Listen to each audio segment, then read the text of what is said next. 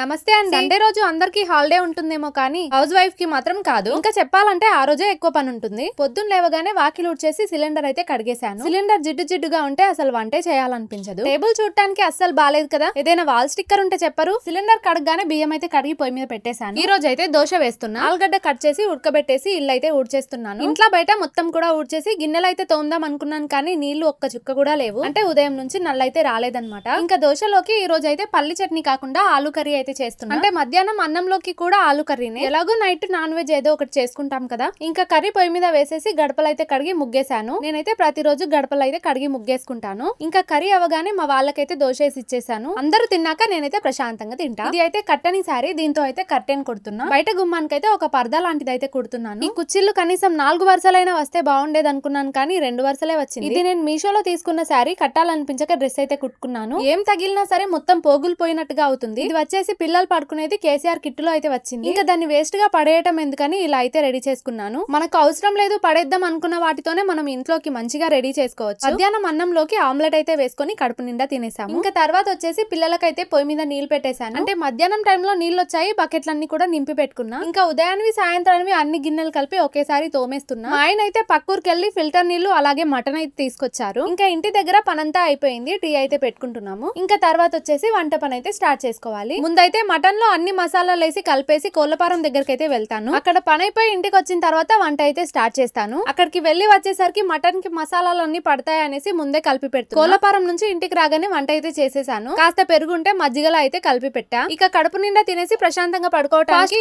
పెడుతున్నా. బాయ్.